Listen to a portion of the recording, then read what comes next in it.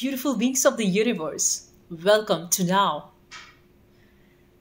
I'll start this video with a quote of Pablo Picasso, and that says, "The meaning of life is to find your gift, and the purpose of life is to give it away." So beautiful. So beautiful in the sense that then you need not be worried about how things are going on externally. Because as you slow down, as you enter the center of your being, and everybody knows what they are born for. How do they know that? Is by their innate calling of what is it that they truly love. They might like to sing, to dance, to be a great sports person, to be a great painter, to be a motivational speaker, to be somebody in entertainment industry because they like to dance and they just like to entertain themselves. And the thing is, if they can do that for themselves, that in turn could be of benefit to others. And the reason is that, see, your gifts are not yours personally. They have been given to you by the Creator. Just like you did not choose to be born, you were just born. Because if you have so strong identifications around, I'm such and such a solid person in this form and this is what I want, know that you were just born. So ideally, the powers that brought you into existence before your birth, you were just there in the ether, but not in this body and form. So when you were born, know that the power that created you, in turn, gave you these things or things that you love. Everybody enjoys different things. Everybody is like a fingerprint, and no two fingerprints are the same. Everybody is so unique. So in that way, if you start working towards your meaning of life, which is your gift, things that you really love, and you are no more scared because you see, in that space, you're not in a competition zone with others. And in fact, you should never be in a competition zone with anybody at all, because everybody has got different lives. Everybody has got different challenges. So if you go about comparing yourself to others, you're also going to compete about their problems, which you do not want. So what is essential is you just stay in your lane and you try and figure out what is it that you truly love. And I know it seems very daunting to find out what is it that I truly love. But you see, through the challenges and the difficulties of life, you would be so much faced with something that you do not like, that there would come a point in life that your soul will tell you, well, my dear friend, let's better do something that we love. Because if you're not doing that, you're just being flown into the tides of time, which you do not want. I mean, you've just been dragged by life all this while, isn't it? So you do not want to continue that any further. So what you do is you take up your space as a creator. You start doing the things what you truly love. And this is where your diamond shines. This is the place where you, the spiritual rock star, the spiritual gangster, the spiritual beautiful being, that's the place where you come out and shine. Clap for yourself. I need to love yourself because nobody else is going to do that for you. But you must appreciate your existence, because if you feel that you're too much fed up with the struggles and the stuffs that you're going through, just try to not breathe. As maximum, hold your breath. And then you'll figure out when you gasp for life, that last breath, you will realize that, no, you love life. You will realize that you appreciate life with every fabric of your being. There's nothing that you would trade for not being alive. So when you come from that perspective, that's why the fact of the awareness of your death is so essential. Else you're going to live around dead people acting like them just because they keep brainwashing you that, look, I'm acting dumb, so better you act dumb. And that's the way society works. And you do not want to live like that. You want to live as per the maximum potential that you've been born with. So if you start acting small and tiny just to fit into the society so that nobody sees you, let me tell you, there's a huge catch there. If you think trying to play small is going to keep you safe, you are very wrong, because you would be bullied either way, whether you are acting dumb or whether you are acting smart. So better choose your lane. It's like death is coming no matter what. So whether you are trying to play it safe, try to defend yourself, or you are trying to go full blown. You do not care a shit about what the society thinks about you. You are all 100% in tune with your own spiritual level. And this is your job being born on earth. Honor that. Just honor that. You do not have to learn from others who you do not respect. If you do not appreciate their lives, you do not have to learn from anybody of them. You need to learn from your true heroes. Who are those that you actually look up to? And try and stay focused and aligned on that path. That's why a spiritual master is so much essential in this whole path of finding who you are. Listen to the good talks of the sages, of the saints, because they are the true warriors of light. They have been the true light bearers. They have brought light into this world. And I tell you, this world would be a complete chaos and a ruckus without these sages, without these devotees, without these beautiful beings who have worked so hard to make this world a beautiful place. Just look up to it. Just look up to it. Go out in the world and what do you see? You see people trying to have control over others. You hear that song? That famous song? Everybody wants to rule the world. It's so true. Everybody is just trying to control each other. Everybody is just trying to manipulate each other through their hate, through their lies, through their false stories that they tell each other. Why is that?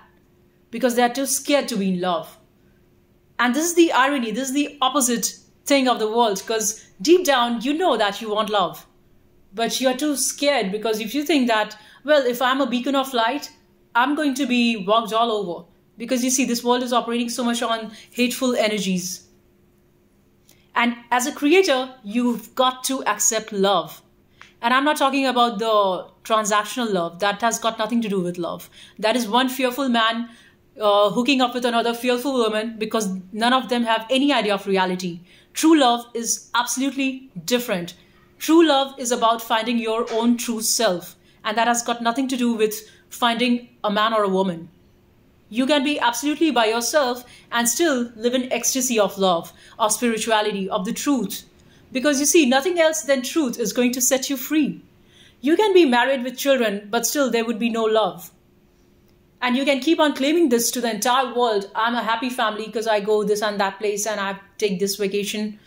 But truly, if you as an individual man and she as an individual woman, if they do not know who you truly are themselves, there is no love. It's a transactional. And that's how the society runs. And that's like a blind leading the blind. And that has always been the case. But once you come to this awakening and you had your spiritual night, your dark night of the soul, and you have faced through your own demons, now you know what the truth is. And you come out and you're not scared to shine your light anymore.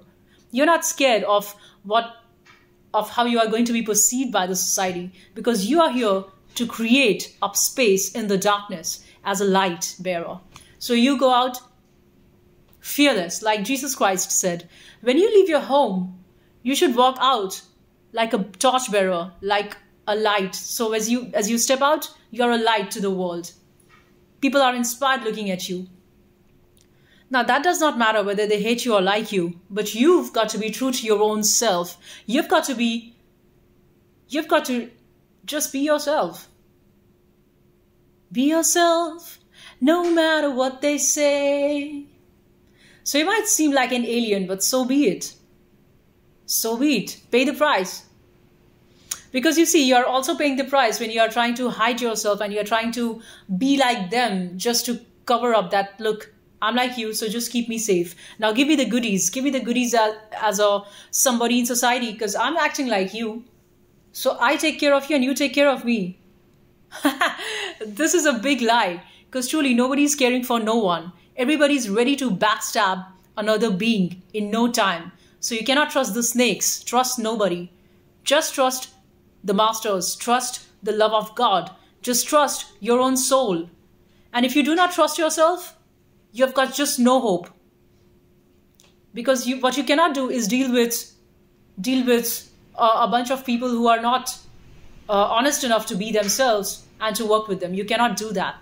You create your own community by, first of all, being yourself. So you need to stop hiding and be your own self so that the people who are actually of your vibe can find you. And then it's like a chain reaction. You are a light, and then you're not doing anything. You're just being yourself, and looking at you, others draw inspiration. Then they go about shining their light, and then looking at them, somebody else gets inspired. See, that's the thing. Why Kobe Bryant was so amazing. Kobe Bryant was just amazing, right? He was just great basketball player. And it was not just he kept it to himself. He inspired everybody else. His book, Mama Mentality, his just every aspect of his being. He never took any vacations. Though he had a beautiful family, and that was a true family because his wife supported him for everything that he did. He raised beautiful daughters who are absolutely aligned to their soul calling, to their soul purpose. Now that is love. That is a true family. And he did not just keep it to himself. He did all of this for the rest of the world. He made fabulous movies. And I watched that movie, what he has made, as how he was so much fascinated by basketball. And how he teaches the world to have that Mamba mentality. He did not just do it only for himself. And his whole sole purpose of being that champion was because he wanted to inspire others. And if you do not have that, what are you doing? Are you just living in an animalistic zone wherein you just want more money, more house, more stuffs? For what? So that others will respect you? Nobody's going to respect you if you do not have a good soul. Nobody's going to respect you if you do not respect yourself. So, coming back to the point 0, which starts from finding who you are. It just all starts from there. And from there, you're truly aware of your own mortality, of this body that you're losing every single day. No matter what you do, you make it a happy day or you make it a sad day. All of us are going to the grave. So stop fearing of what they're going to think and do what your soul tells you to do. And do not be fearful because, see, once you have surrendered to the plan of the Creator, to the plan of the Lord, you're going to love yourself for that. You're going to fall in love with your own existence. And that is where the beauty is. That is where the Satyam Shivam Sundaram is. That says, that beautiful song, and I will sing now. Ishwar Satya hai, Satya hi Shiv hai, Shiv hi Sundar hai, oh, oh. Satyam Shivam Sundaram. That means God is the truth, and truth is the Lord Shiv. Lord Shiv is the only beauty. So the only beauty that you can find is in the truth. Do you agree or not? See, this is a natural response. Like if you talk to somebody, a man or a woman, on the street or at workplace or in your family, and if they are liars, you do not like to interact with them. This is our true nature, that everybody on the planet loves truth. But we choose to operate out of lies. And this is the problem. This is the contradiction. So if you keep on creating and living in contradiction, trying to be here and there and make both best of the both worlds, that does not work out. Sad but true. What works is you choose right and then the right things start to happen. It's like cooking a meal. For example, if you want to cook something, let's say you want to make noodles for yourself. If you have not done all the steps of boiling the noodles, of stir-frying your veggies, of mixing the noodle with that masala mix and then your veggies, it's not ready. If you do half of this here and then you run back and you think, oh, I have to do my other work of doing my laundry, then it's going to be different things, right? So if you take up a work and you do everything that is needed into that, you can have noodles right after 15 minutes. But if you keep on doing, okay, I'm boiling this noodle, then I wash my clothes, and then I'll come back after 1 hour, so your food would also get delayed by 1 hour. And the same thing is with life. If you want to feel good energies, you've got to give in the good energies, because what you give in is what you get out. And this is the law of vibration. This is the law of existence. And we all know that, but still act like No, there's going to be some separate sort of a magic, some different recipe, some different sauce that's going to work. It doesn't work that way. What you give is what you get. You give hate, guess what? There are going to be 10 people out there who are going to give you hate. If you give love, there are going to be strangers who are just going to come up and talk nicely to you. There are going to be great people in the grocery store, in wherever you go, at your workplace. People are going to just love your existence. Why? Because now you're being love itself. You're a living, embodying existence of love. So, the thing that you want, everything is inside of yourself. As my beautiful Maharaj, Sri Premanand Maharaj, he has got so many followers, 44 million followers across the world, and everybody is connected to him, not because he has education, he's not educated, but because he's such a beautiful master of love. He comes from such a beautiful heart space, and he shares so much truth about life, and he has himself lived his life like that, so everybody loves him. And he says that everything that you want is exactly right inside of you. There's no need to go out for nothing.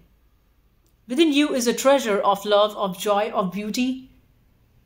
And what you seek externally is all inside you, if you just can be with your own self. So do not run away from that center of you, which seems black and hollow, and which seems scary, and which seems like, oh my gosh, if I'm not without any of the external stuff, I'm going to just die.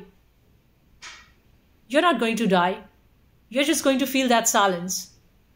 Just that pure, beautiful, silent zone. And from that nothingness, you will experience a lot of joy and bliss and beauty.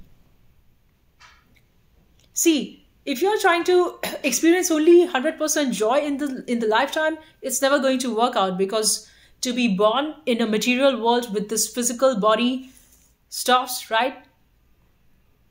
It has got an expiry to it. So you have already come with an end point the moment you were born. And we go on living as if we are here forever. And so we spend so much of time on hate and on judging others. Despite knowing this, that if I'm judging others, I'm also going to be judged by others. And the thing is, even if you're not judging others, they may or may not judge you. That does not matter. But what is more important to you is your own mental peace. What is more important to you is your own joy. And the moment you have taken to that, like Buddha said, if you take a bunch of coal, burning coal in your hand is going to burn first before you throw it on your enemies. So if you are wise, you would see to it, and you are not going to grab that hot piece of coal. Rather, you're just going to watch yourself and forgive them and embody a sense of compassion, of love, of pure being. Because watching that, your hater is also going to change, you see. It's a mirror effect. When they see your calm, when they see your love and joy, they're also thinking, wow, I want that. I also want to have that in my life. So, as you sow, so do you reap. So embody love, joy, and peace. Come to the center of your being and do the chantings of the Lord, or whatever is your spiritual practice. If you just want to do stay as Advaita of non-duality, that's beautiful too. Staying as I am, as Nisargadatta Maharaj says, just stay in your I am presence. Just the pure I am, which is nothing actually. So because everything that you see and feel and hear and perceive is outside of you, you say that I have a body. This is my body. You do not say I am the body. You say I have this body. You say I have this name. So you're not this body and name. And all the external aspects of the world in turn webs out from there, right? Because you are this body, you see others as a body. You see others as a name because you have this name. So you just come as I am, and that I am is untouched, but it pervades everything. Just I am. That is the center. And that center is expanded into everything, into every atom of existence, pervading throughout the universes. So there's nothing to do, just be. There's nothing to do. You're not the doer. And I tell you, once we all know this thing that we are not the doer. If you have read Gita, Lord Krishna has said, you are not the doer. You have this illusion because you think yourself as this I, but your I is actually not you. And the moment you just shed this burden of, I've got to do this and I've got to do that and all of this stuff, the fluff of the matter just falls off. And you are light. And you stay as light. As a light, this light, and also so much light on your shoulder. Because now you have just dropped all the burden. You are not the doer. Life takes care of itself. Just come to the I am. And just be. Thank you. I'll see you in the next one. Bye for now.